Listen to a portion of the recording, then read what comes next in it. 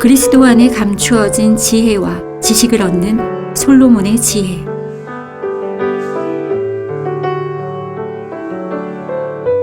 예수 그리스도의 세 가지 직분과 경륜이라는 주제로 킹제임스 성경신학교 한승윤 교수가 전하는 강의입니다.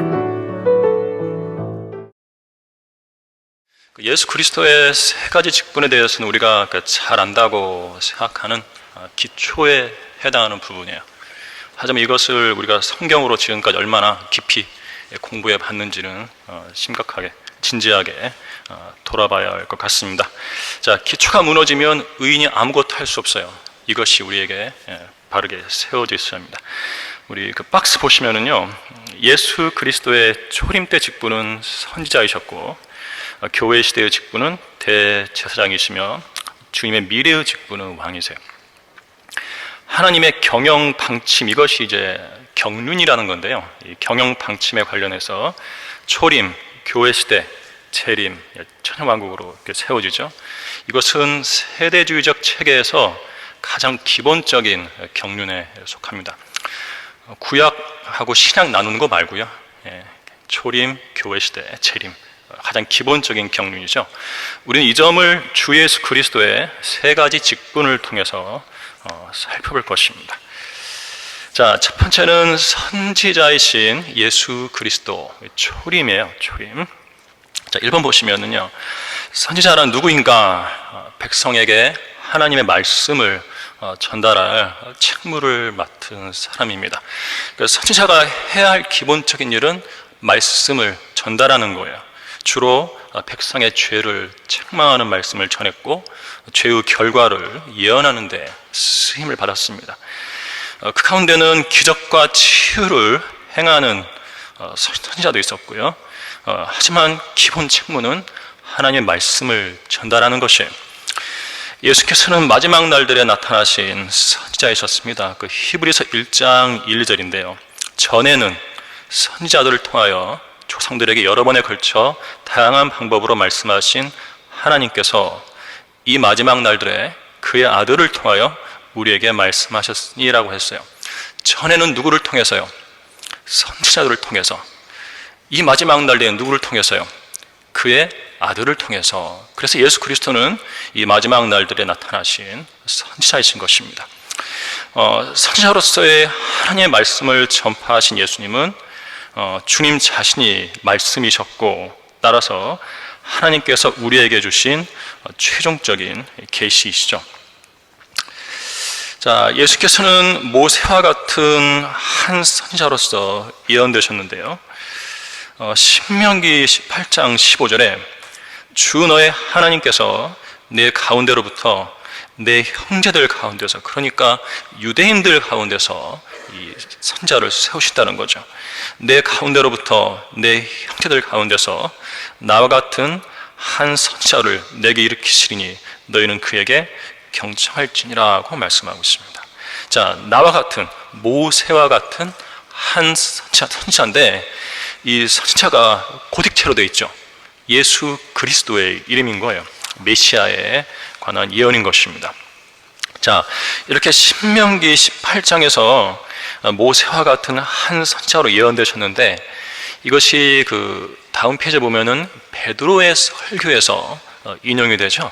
사도행전 3장에서 모세도 실로 조상들에게 말하기를 주 너희 하나님께서 너희 형제 가운데서 나와 같은 한 선지자를 너희에게 일으키시리니 너희는 그가 너희에게 무엇을 말하든지 그에게서 모든 말을 들으라. 누구든지 그 선지자의 말을 듣지 않는 사람은 그 백성 가운데서 멸망되리라고 했느니라 했어요.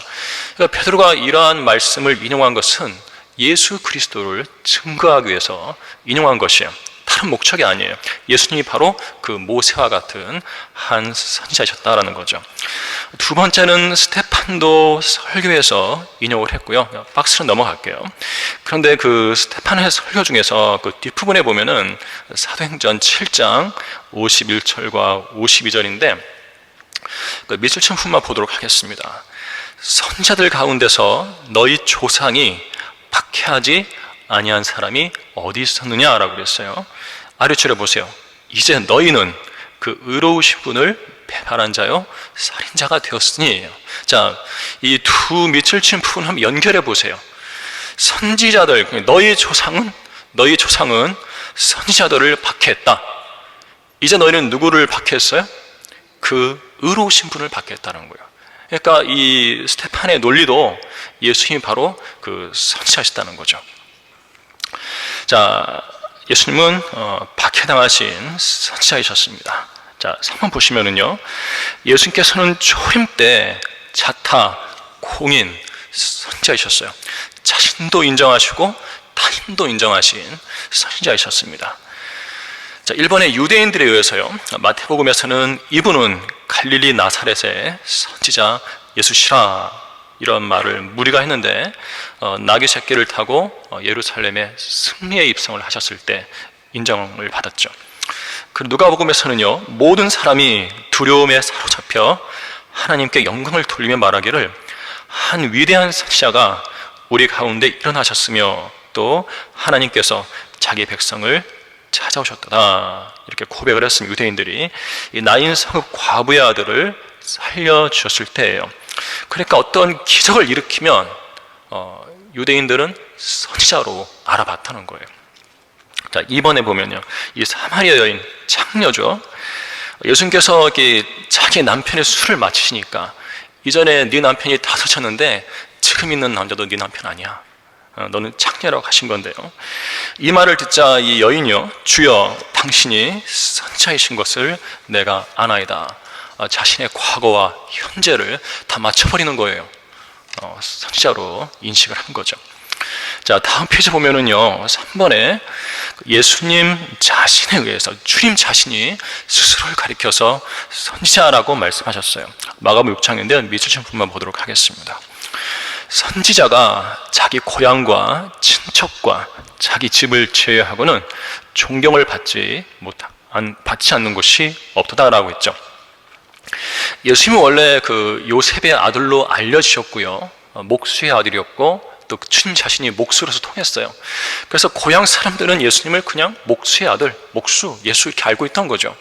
그런 분이 이렇게 선지자로서 나타나시니까 인정하기가 싫은 거예요. 옛날 그 사람인 거예요. 자, 바로 그때 주님께서는요, 선지자가 자기 고향과 친척과 자기 집을 제외하고는 존경을 받지 않는 곳이 없다라고 하시면서 내가 고향에서 존경을 못 받는 거지 다른 곳에서도 존경을 못 받을 줄 아냐? 나 선지자라고 말씀하신 거예요. 또 누가복음 13장에서는요, 그러나 나는 오늘도 내일도 그 다음 날도 내 길을 가야만 하리니 이는 선지자가 예루살렘 밖에서 죽을 수 없음이라. 나머지 읽지 않겠습니다. 그러니까 예수님 자신의 죽음에 대해서 말씀하시는 거예요.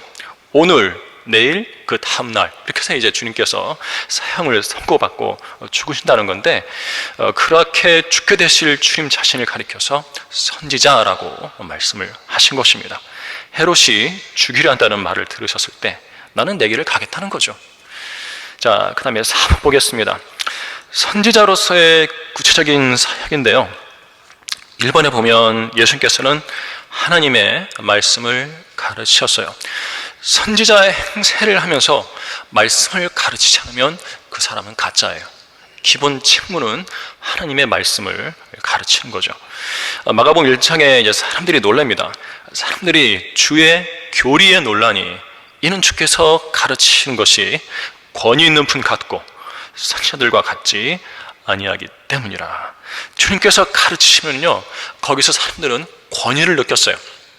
자, 우리 여기서요, 요한복음 7장 16절 가보겠습니다. 요한복음 7장 16절입니다.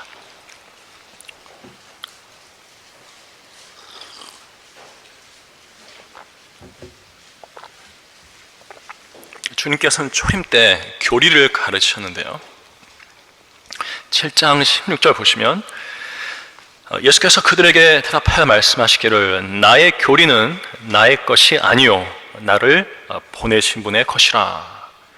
그러니까 예수님께서는 선지자신데 신명기 18장에서 주님께서 그 선지자의 입에 나의 말을 두겠다고 하셨거든요. 예수님께서 선지자로 오셔가지고 전하신 그 교리는 그분 자신의 교리가 아니라 그분을 보내신 아버지의 교리인 거죠. 만일 누구든지 그분의 뜻을 행하려고 한다면 그 교리가 하나님으로부터 온 것인지 아니면 내가 내 자신에 관하여 말하는 것인지 알게 되리라, 이렇게 말씀을 하셨어요. 여기서 우리가 한 가지 배워볼 중요한 점이 있습니다.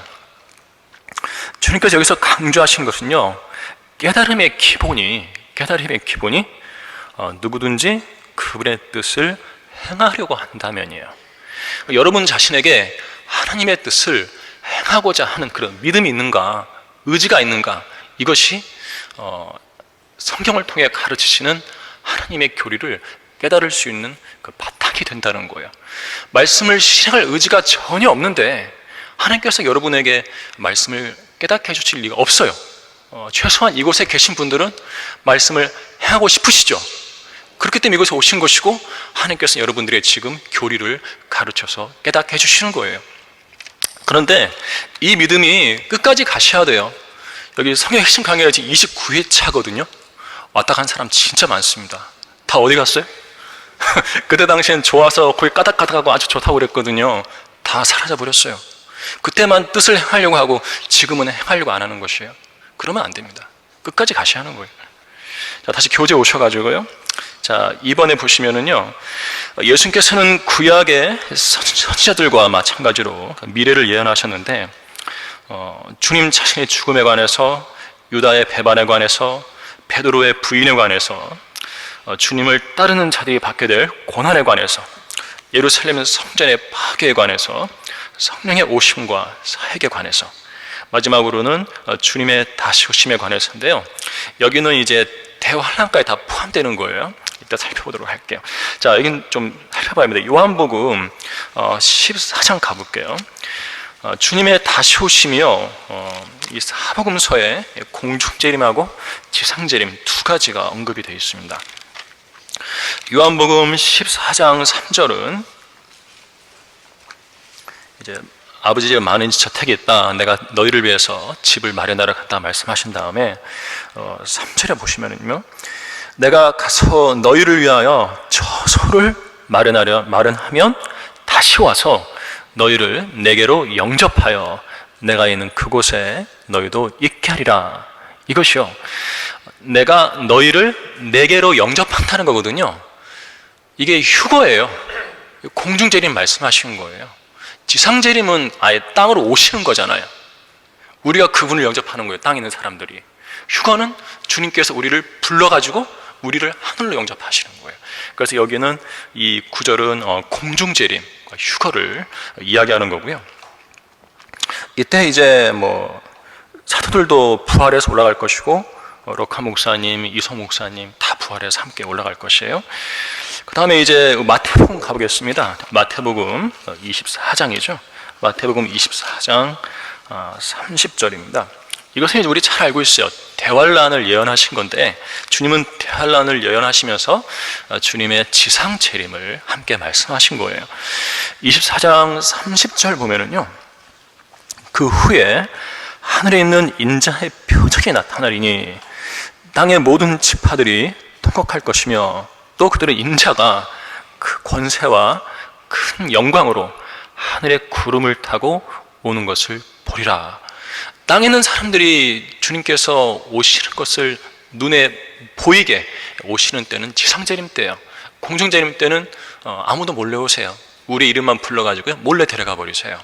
하여튼 여기서는 구름을 타고 오는 것을 보리라고 말씀하기 때문에 이것은 대환란 끝에 있을 지상재림을 말씀한 거예요. 이렇게 공중재림과 지상재림 두 가지를 주님은 예언하셨어요. 자, 3번 보겠습니다. 자, 예수님께서는 구약의 선지자들과 마찬가지로 기적과 치유를 베푸셨는데요. 일부 구절들을 인용해 놨습니다. 여기는 안 나오지만 요한복음 9장 17절에서요, 날 때부터 소형된 사람 있잖아요. 실로암 못에 가서 씻고 보게 되는데 바리새인들이 그 사람한테 그래요. 너는 그 사람을 어떤 사람이라고 말하느냐? 네 눈을 뜨게 해준 예수를 어떤 사람이라고 말하느냐 했더니 그 눈을 뜬 소경이 그는 선지자라 하고 있어요. 누가 소경의 눈을 뜨게 할 수 있어요. 그렇다면 그분은 하나님께로부터 보내를 받은 선지자라고 그 사람이 인정을 했던 거죠. 또 주님 자신은요, 주님 자신을 자기 백성에게 거부당하신 선지자로서 엘리야와 엘리사에게 비유하셨는데요. 엘리야는 이스라엘의 그 과부들이 많아도 시돈의 과부만을 상대했어요. 또 엘리사는 이스라엘의 문둥병자가 많아도 시리아의 이방인 나아만만을 상대했습니다. 그러니까 자기 백성들이 거부하니까 이 두 선지자가 이방인들을 상대한 거예요. 이것을 주님께서 말씀하신 이유는 주님께서 초림 때 자기 백성에게 거부당하신 선지자라는 거예요. 이제 예수님도 이방인들을 상대하실 거다라는 거죠. 그랬더니 어떻게 됐어요? 유대인들이 그냥 예수님을 죽이려고 그랬죠.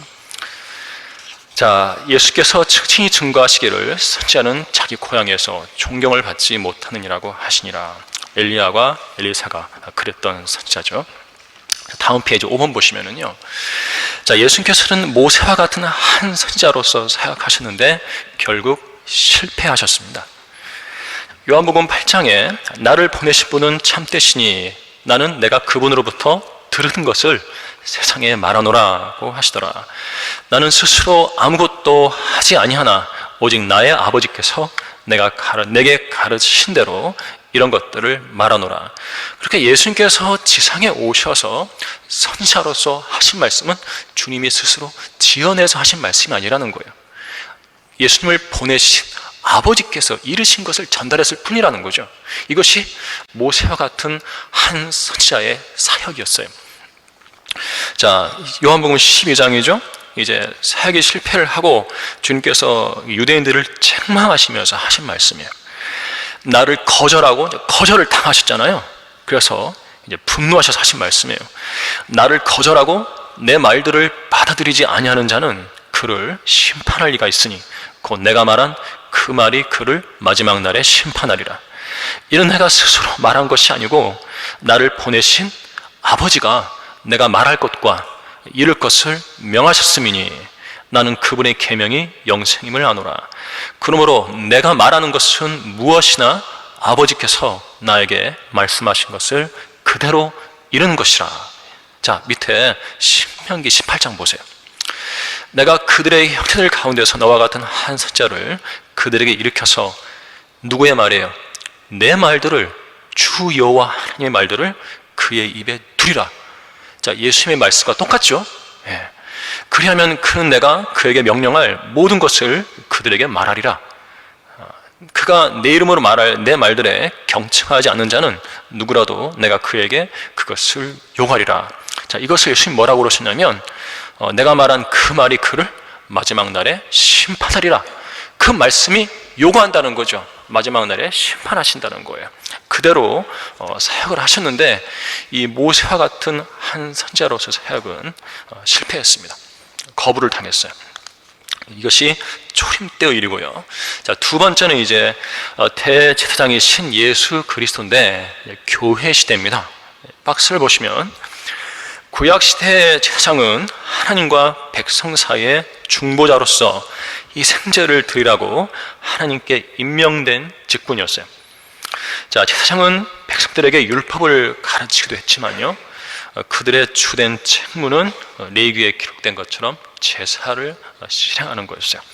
제사장들이 드리는 레위기의 제사들을 통해 백성들은 하나님께 받아들일 수 있었던 거예요. 그러니까 제사장은 구약 시대에 백성과 하나님 사이에 중보자 역할을 한 거죠. 제물을 통해서 다리를 이어줬던 거예요.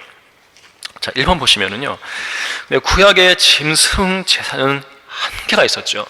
이 한계를 해결하신 분이 바로 예수 그리스도십니다.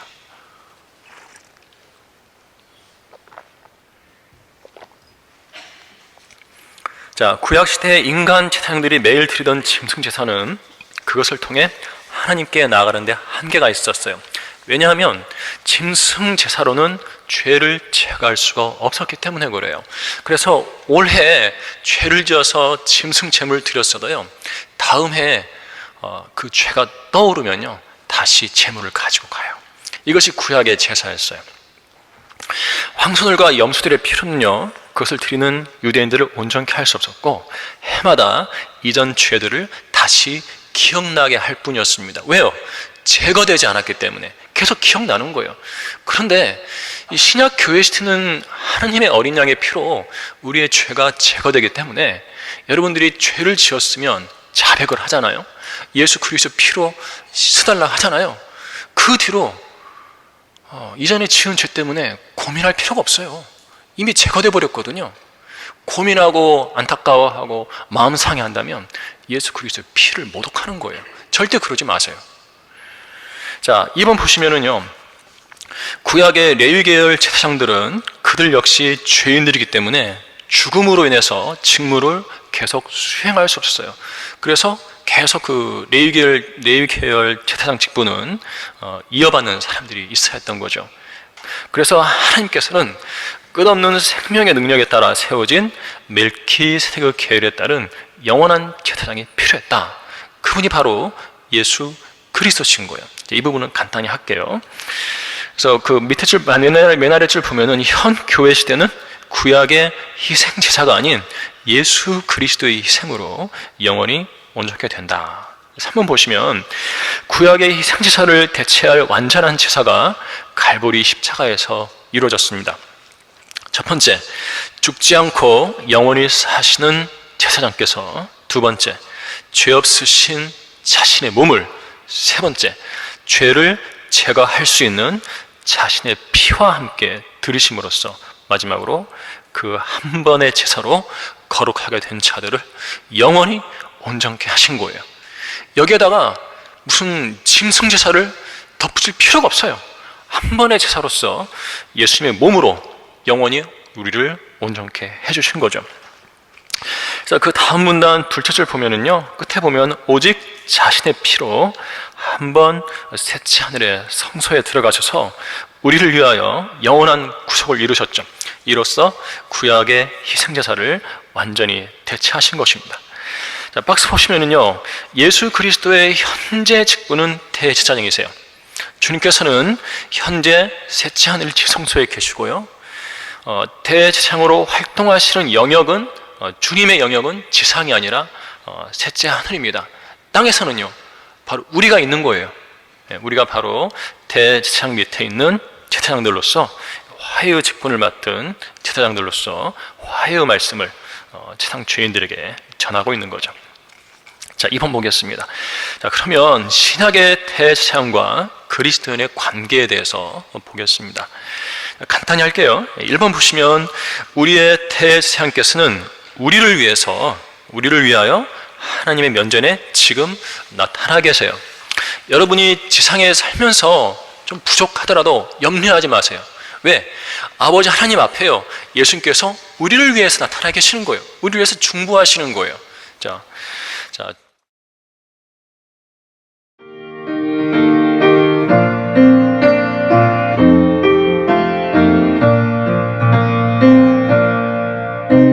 복음과 진리를 전하는 방송 KBS. 추측되지 말고 멈거리지 말고 주님을 담대하게 섬기시기 바랍니다. 부족하면 예수 그리스도 이름으로 아버지 하나님께 나아가면 됩니다. 우리를 위해서 주님이 현재 나타나 계시기 때문이고요.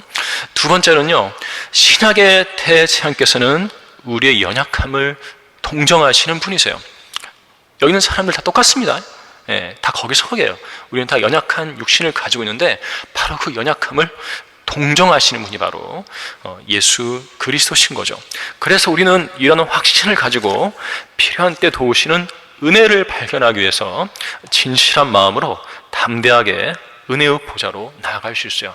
우린 여기서 필요한 때 도우시는 그 도우심을 받을 수 있거든요. 그래서 기도응답의 확신을 가질 수가 있는 거예요. 3번, 신약의 대제사장께서 우리의 선두주자로서 셋째 하늘 지성소에 들어가셨죠. 자, 선두주자가 있으면 누구도 있냐면 후발주자도 있어요. 자, 선두주자가 가셨다면 후발주자인 우리도 어디로 가게 되는 거예요? 반드시 셋째 하늘로 가게 되는 것입니다. 자, 휴거되지 못할까봐 걱정할 필요 없어요. 우리는 반드시 휴거됩니다. 구원이 영원히 보장되어 있어요. 자, 4번. 신약의 대제사장께서는요, 그리스도인들의 몸의 변화를 보장해 주시는데, 지상에 계실 때 하셨던 그 대제사장의 기도 한번 보도록 할게요. 요한복음 17장입니다. 요한복음 17장이죠. 이것은 십자가로 가시기 전에 대제사장의 위치에서 드린 기도였어요. 그 기도 안에 우리의 몸의 변화가 담겨 있었다. 이것도 보장되어 있는 거예요. 예수님의 기도 아니겠어요? 반드시 응답되죠. 자, 17장 21절 볼게요. 이는 그들 모두가 하나 되게 하미오니 아버지시여, 아버지께서 내 안에 계시고 내가 아버지 안에 있는 것 같이 그들도 우리 안에서 하나가 되게 하여서. 그러니까 우리가 아버지 하나님과 예수님 안으로 들어가는 거죠. 하나가 되는 거야, 하나님과.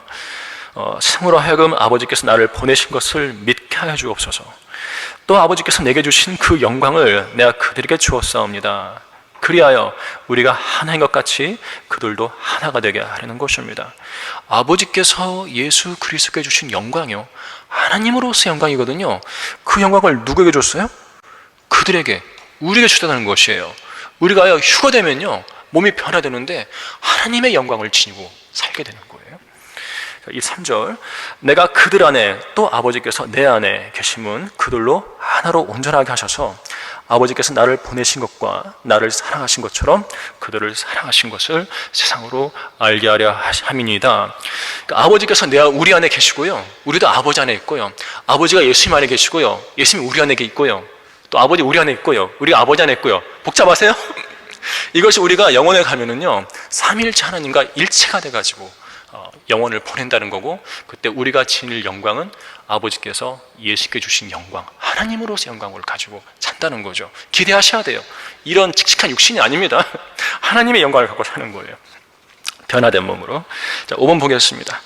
자, 신약의 대제사장께서는요, 왕같은 제사장인 그리스도인에게 하나님과 죄인들 사이에 중보자 예수 그리스도의 화해의 말씀을 전하는 화해의 직분을 맡기셨어요. 우리에게 복음 전파의 명령을 하신 거예요. 자, 마지막 6번 보시면은요, 신약의 대제사장께서는 우리에게 또한 말씀 보존의 사명을 주셨어요. 왜인가? 구약에서는요, 둘째 절에 보면은 구약 성경은요, 아론 계열의 제사장들을 통해서 보존하셨어요. 자, 시간이 없으니까 구절은 찾지 않을게요. 그러면 둘째 문제는 반면에 신약 교회는요, 구약과 같은 특별한 제사장 그룹이 없죠. 구약 시대는 레위 계열인데요, 신약 교회 시대는 그런 게 없어요. 자, 성령께서는 신약 성경을 교회 시대에 제사장직을 수행하는 그리스도인들을 통해서 보존하십니다. 즉, 그리스도 안에서 참으로 신실한 하나님의 사람들을 사용하심으로써 성경을 보존하신 거예요. 그러니까 신약의 제사장인 그리스도인을 통해서 성경을 보존하신다. 그래서 이 시대의 성경 보존은 우리 그리스도인들에게 맡겨진 것입니다. 이 사명을 우리는 끝까지 감당해야 돼요. 따라서 성경 보존에 무관심한 그리스도인, 거듭났다고 하면서 개혁 성경도 괜찮아 라고 하는 사람들은 다 가짜예요. 자, 자기 자신이 하나님의 명령을 소홀히 하고 있는 거죠. 그래서 교회 시대의 그리스도인의 특별한 사명은 첫 번째는 복음 전파고요, 두 번째는 말씀 보존이에요. 우리가 제대로 섬기고 있는 거예요. 자, 마지막으로요, 다음 페이지 보면 세 번째는 왕이신 예수 그리스도. 이것은 이제 교회가 휴거되고 나면 대환란이 지나고 재림하실 때 취하실 직분이죠. 재림과 천년왕국에 해당되는 직분입니다.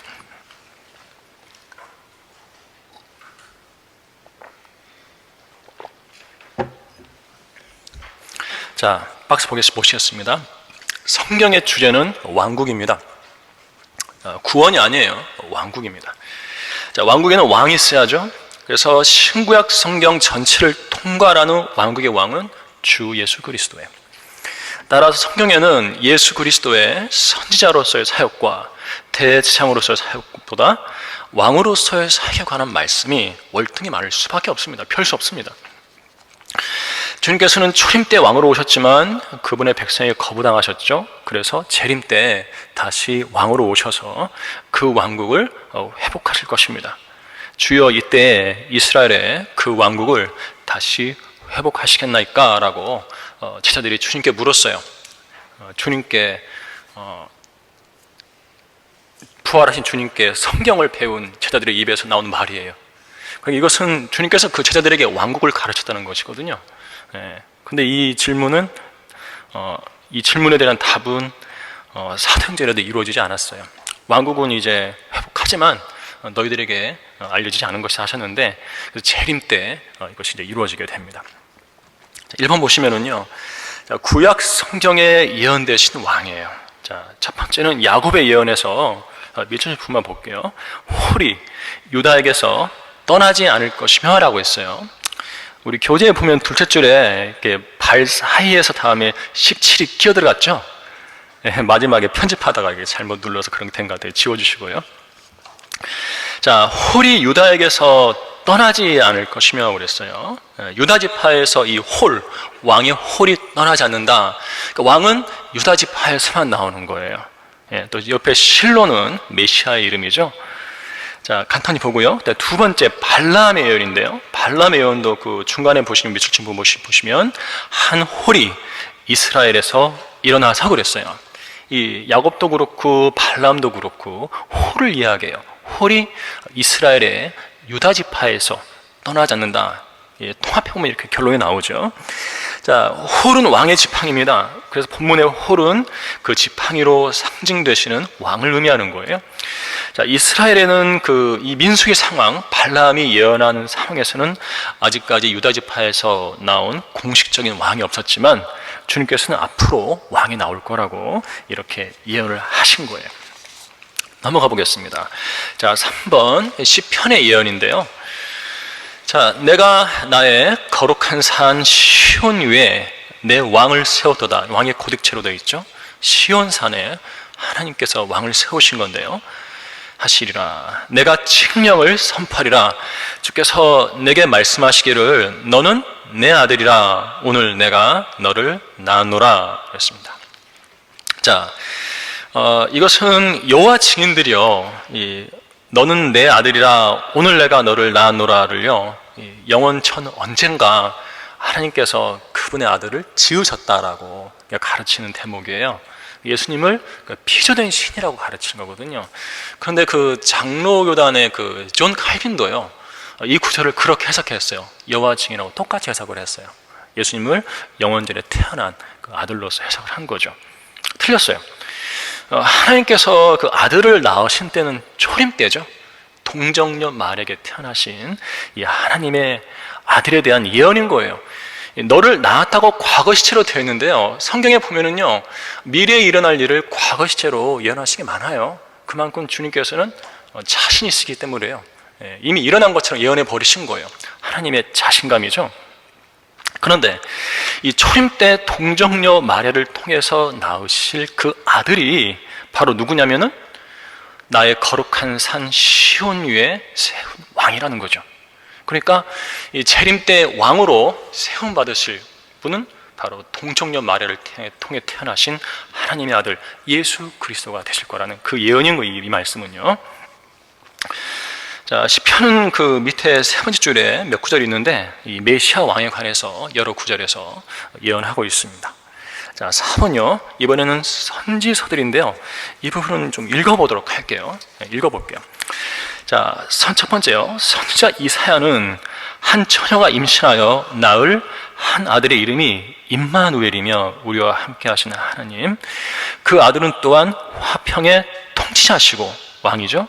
그의 정부와 화평의 증거함이 다윗의 보좌와 그의 왕국 위에 바르게 세워지고 지금부터 영원까지 공의와 정의로 그것을 굳게 세우는데 끝이 없으리라고 예언을 했습니다.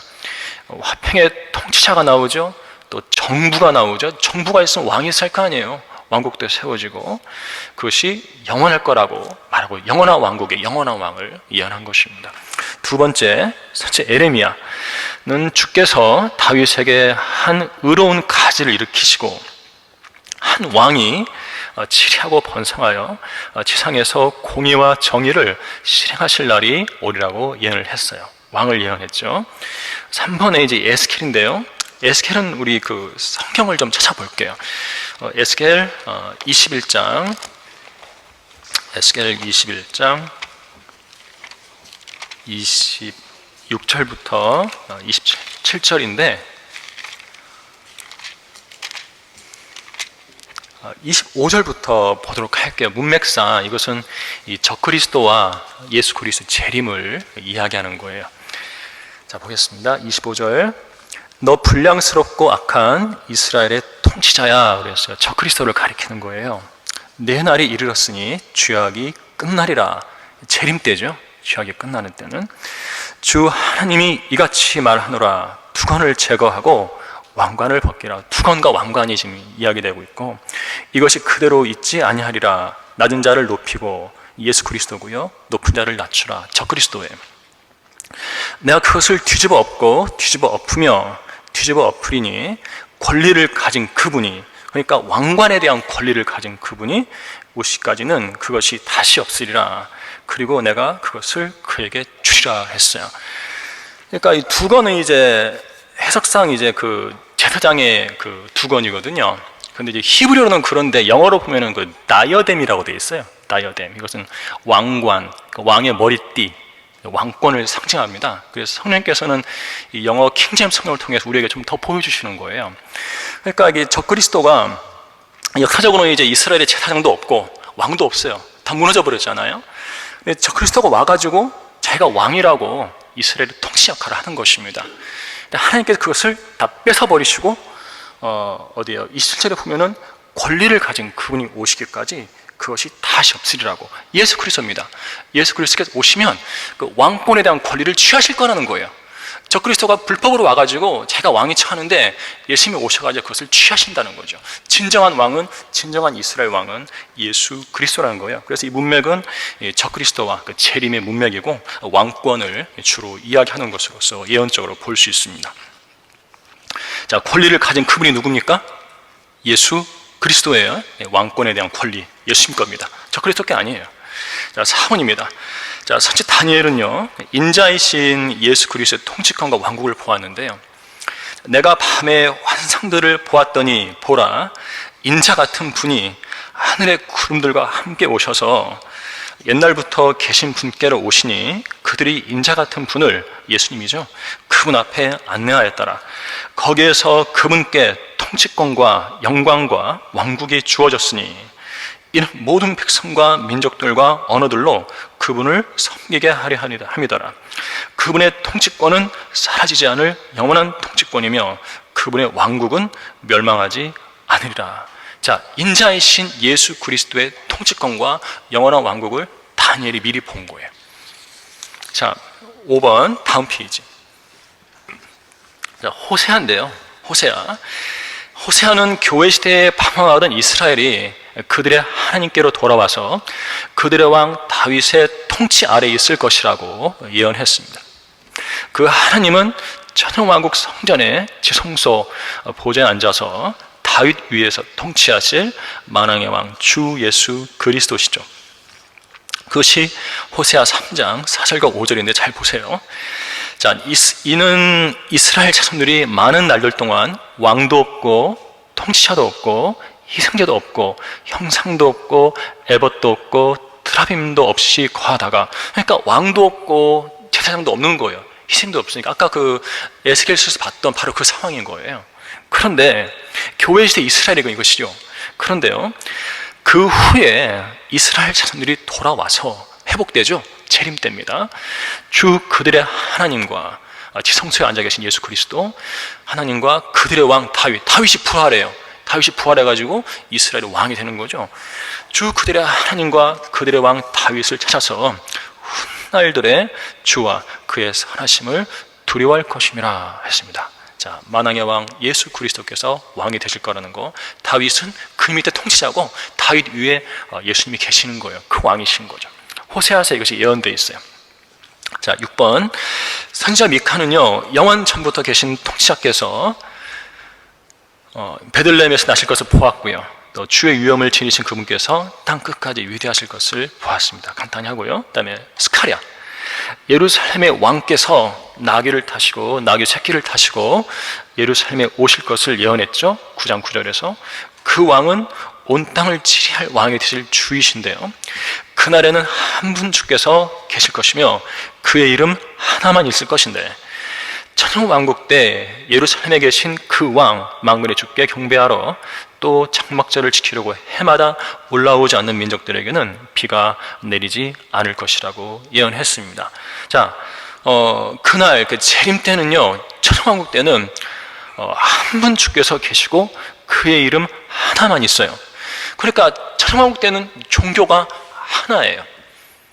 우상 숭배 없어요. 예수 그리스도 이름 하나만 있는 거죠. 그래서 만군의 주께 경배하러, 그분만 경배해야 돼요. 그분을 경배하러 또 장막절을 지키려고 예루살렘에 계신 예수님께 오지 않으면 그 민족에게는 비를 내려주지 않으신 거죠. 자, 구약 성경을 받고요, 이제 신약으로 와서요, 두 번째 사복음서에 계시신 왕인데, 마태복음 잘 알죠? 왕의 계보로부터 시작하는 책이고요. 또 동방으로부터 온 현자들이 유대인의 왕으로 태어나신 분이 어디신가? 우리가 동방에서 그분의 별을 보고 그분께 경배드리러 왔느라고 그랬을 때, 그 유대인들은 미카서 5장 2절을 인용을 해서 한 다스리는 자가 베들레헴에서 날 거라는 것을 이야기했죠. 마태복음이 이제 예수님을 왕으로 계시하고요. 그러면 마태복음만 왕을 이야기하냐? 아니에요. 그러시면 안 돼요. 자, 누가복음 보면은요, 가브리엘이 와가지고 마리아에게 이야기하는데요, 그 가장 높은 신분의 아들이라 불릴 예수님께서요, 넘겨보세요. 또 주 하나님께서 그에게 그의 조상 다윗의 보좌를 주실 것이며 그는 야곱의 집안을 영원히 통치할 것이요 그의 왕국은 무궁하리라 그랬습니다. 자, 마태복음은 주로 이제 예수님을 왕으로서 계시하는 거고, 인자로서 계시한 누가복음에도 예수님을 왕으로서 이야기하는 부분이 있는 거예요. 성경을 좀 깊이 들여다봐야 합니다. 다윗의 보좌를 받으시죠. 야곱의 집안을 영원히 통치할 왕입니다. 그분의 왕국은 무궁하다고 말씀하고 있어요. 3번의 요한복음인데요, 나다나엘이 주님께 뭐라고 그랬냐면, 랍비여, 주의 주는 하나님의 아들이시오, 주는 이스라엘의 왕이시니다. 예수님을 하나님의 아들로 그분의 신성을 계시한 요한복음에도 예수님을 왕으로서 인정하는 그런 부분이 있는 겁니다. 마지막으로 마가복음인데요, 마가복음은 예수님을 그 종으로서 계시하는 책이기 때문에 왕으로서 직접적으로 언급은 없지만, 이 마가복음 시작 부분에요, 1장 15절에 예수님이 하나님의 나라의 복음을 전파하셨다는 말씀이 있어요. 하나님의 나라, 킹덤 오브 가드입니다. 왕국이죠. 하나님의 나라도 영적인 왕국인 거예요. 예수님은 그 영적 왕국의 왕이신 겁니다. 그 왕국을 전파하신 거죠. 그래서 주님은요, 사복음서에서 천국, 킹덤 오브 헤븐 또는 하나님의 나라, 킹덤 오브 가드를 전파하시며 두 왕국을 가져오시려고 그랬어요. 그리고 또 주님께서 그분 자신의 왕국과 그분의 영광의 보좌를 직접 언급하시기도 하고, 또 주님 자신을 왕국을 받아서 돌아오려고 먼 나라로 떠난 어떤 귀인에 비유하시기도 하셨어요. 이런 사실을 종합해서 보면 주님께서 자신을 이 천국과 하나님의 나라 두 왕국의 왕으로서 너무도 당연하게 생각하셨음을 알 수가 있는 거예요. 자, 5번에 보면은요, 또 세베대의 자녀들의 아버지가 와가지고 내 이쁜 아들들을 주님의 왕국에서 왼쪽과 오른쪽에 앉혀달라고 그랬죠. 주님은 그 왕국과 관련해서 그분의 보좌를 부인하지 않았어요. 그리고 또 스가랴에 예언된 왕의 승리 입성을 성취하셨고, 또 재림 때 영광 중에 오셔가지고 주님 자신의 영광의 보좌에 앉아서 모든 민족들을 심판하실 것이라고 마태복음 25장에서 말씀하셨죠. 주님 또 헤롯이요, 네가 유대인의 왕이냐고 묻자 그렇다고 그랬어요. 빌라도가 그러면 네가 왕이냐고 묻자 네 말이 옳다, 내가 왕이니라고 그랬어요. 절대 부인하지 않았어요. 그래서 맨 아래 보면은 예수님의 십자가 명패를 빌라도가 히브리어, 헬라어, 라틴어로, 즉 전 세계 사람들이 보라고 유대인의 왕 나사렛 예수라고 써서 달아놓았죠. 어느 모로 보나 예수님은 왕이신 거예요. 자, 마지막 페이지입니다. 자, 십자가에서 죽어가던 강도요, 주여, 주께서 주의 왕국에 임하실 때 나를 기억하소서라고 그랬을 때 주님은 그분의 왕국을 부인하지 않았습니다. 그런데 선임 제사장들과 서기관들은 이런 예수님을 향해서 이스라엘의 왕 그리스도여, 십자가에서 지금 내려와 보라. 그러면 우리가 보고 믿으리라 하고 조롱한 거죠. 그들의 왕을. 그렇게 함으로써 주님의 왕으로서의 사역이 실패했음을 보여주었습니다. 이 왕께서 죽으신 뒤 부활하시자 사도들이 부활의 주님을 증거할 때 이분을 하나님께서 오른손으로 높이셔서 통치자와 구주가 되게 하셨다라고 했는데, 통치자, 왕인 거죠. 이 증거 역시 당시 유대인 종교 지도자들에 의해서 거부당하고 말았습니다. 자, 마지막으로 3번. 자, 신약 서신서와 요한계시록에 게시된 왕이에요. 자, 신약 서신서에서도요, 요한계시록까지, 로마서에서 요한계시록까지 예수님을 왕으로서 두루두루 말씀하고 있습니다. 우리 솔로몬의 노래는 그 신부와 신랑의 사랑을 노래한 거잖아요. 그 신부의 신랑의 신분이 뭡니까? 신랑이 누구예요? 왕의 왕.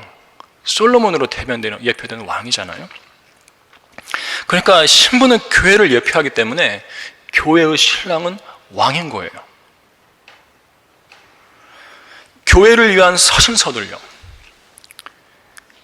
그 바울 서신뿐만 아니라 이 신약의 책들을 보면 로마서에서 요한계시록까지 우리가 기다리는 그 신랑 예수 그리스도를 왕으로서 여러 군데에서 말씀하고 있습니다. 우리는 솔로몬의 노래에서 바로 그것을 보고 있는 거예요. 우리의 신랑은 왕이십니다. 자, 이 부분도 읽어볼 테니까 잘 보세요. 예수 그리스도께서는 이새의 뿔이 곧 이방인들을 다스리기 위하여 일어나시는 왕이시죠. 로마서에 있죠. 모든 원수를 자기 발 아래 두실 때까지 통치하셔야 할 왕이세요. 고린도전서. 예수 그리스도는 만물을 그의 발 아래 두시고 만물 위에 머리가 되신 왕이시고요. 에베소서. 죄를 멀리하고 성령대로 믿고 섬긴 성도들에게 하나님과 그리스도의 왕국에서 상속받을 것을 주시는 왕이세요. 에베소서. 예수 그리스도께서는 하나님 아버지의 사랑하는 아들의 나라의 왕이시고요. 골로새서. 하늘에 있는 것이나 땅 위에 있는 것이나 땅 아래에 있는 것이나 모든 무릎이 꿇게 될 예수라는 이름을 지니신 왕이세요. 빌립보서. 예수님은 우리가 참으면 우리도 그와 함께 다스리게 해주실 왕이시고요. 디모데후서. 그의 왕국에서 산자들과 죽은 자들을 심판하실 왕이시고요. 디모데후서.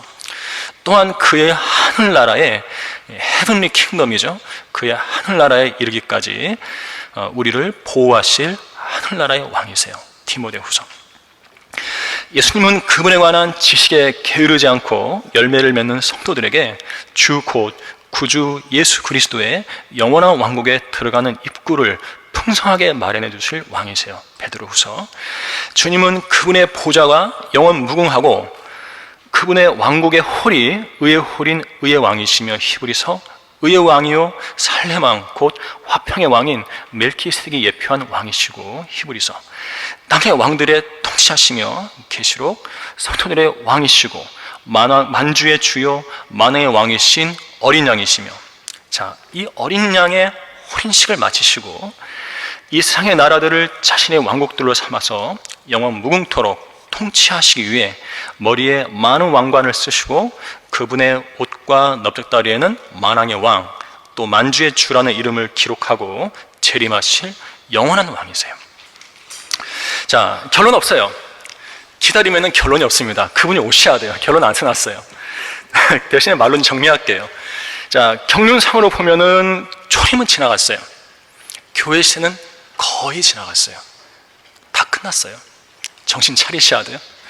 자, 이제 왕께서 다시 오실 재림이 문 앞에 이르렀는데요. 여기 우리 교재에서 제가 인용하지 않은 구절이 있어요. 신약에. 우리 디모데전서 보겠습니다. 이 구절을 함께 읽고 마치도록 할게요. 디모데전서 6장입니다. 디모데전서 6장 15절 16절이에요.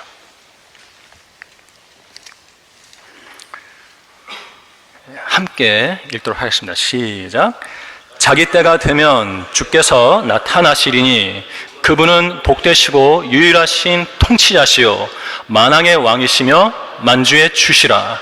오직 그분만이 불멸하시며 어떤 사람도 접근할 수 없는 빛 가운데 거하시며 어떤 사람도 보지 못하였고 또 볼 수도 없는 분이시니 그분께 영원한 존귀와 능력이 있기를 원하노라. 아멘. 여기까지 하겠습니다.